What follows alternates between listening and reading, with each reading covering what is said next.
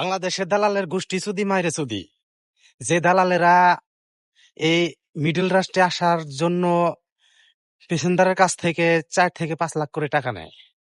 আর কাতারের পরিস্থিতি এরকম, দুবাইয়ের পরিস্থিতি, সৌদি আরবের পরিস্থিতি এরকম যে আসলে বিহাল অবস্থা, কাজ কাম নাই। দেখেন এই যে গাড়িগুলা দেখেন, রুট বন্ধ। আসলে একের পর এক এই দেশে হামলা হচ্ছে, আর হামলা হওয়ার কারণে সব স্থগিত, মানে বন্ধ আছে। তো কিছু কিছু দালালের চক্করে আপনারা পড়বেন না, আর দালালের ফাঁদে পড়বেন না। কারণ দালালের ফাঁদে পড়লে পরে আপনাদের জীবন বেহাল অবস্থা হয়ে যাবে, কিন্তু এটা আপনারা পরিকল্পনাও করতে পারবেন না, এই আর কি। তো আপনাদের কাছে এটাই আকুল আবেদন জানাচ্ছি।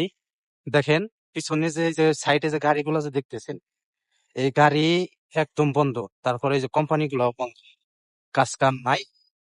হয়তো কিছু কিছু গরিব দুঃখী মানুষ যারা আছে, তারা 4 লাখ 5 লাখ টাকা দিয়ে আসে এই কাতারে, সৌদি আরব, দুবাই, কিন্তু আইসা কিন্তু ভুক্তভোগী ভুগে। তো এই কাজটা আপনারা কখনো করবেন না, এই কারণে আপনাদের মাঝে আমি ভিডিও দিলাম। আর আমি আরব দেশে আছি, এই আর কি। তো এখন একের পর এক হামলা চালাচ্ছে ইরান।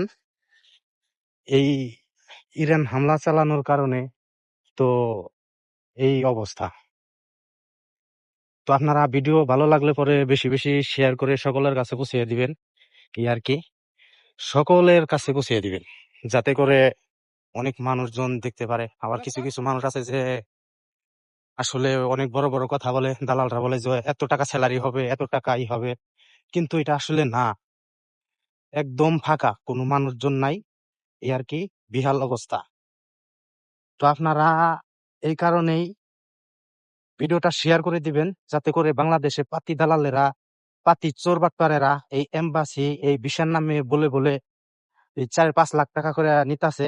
আর এই দেশে আসার পরে আপনার ওই বাংলাদেশিরা খানার টাকা পায় না, তারপরে ওই কাজ কাম নাই, পয়সা থাকে, লোন করে নিয়ে আসে, কিন্তু টাকা ইনকাম করতে পারে না।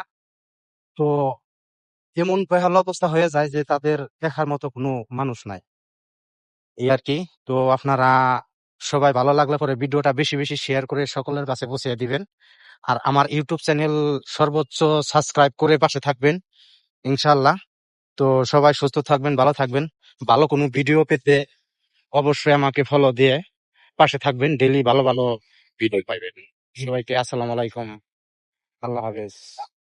দালালের ফাঁদে পড়লে পরে আপনাদের জীবন বেহাল অবস্থা হয়ে যাবে, কিন্তু এটা আপনারা পরিকল্পনাও করতে পারবেন না।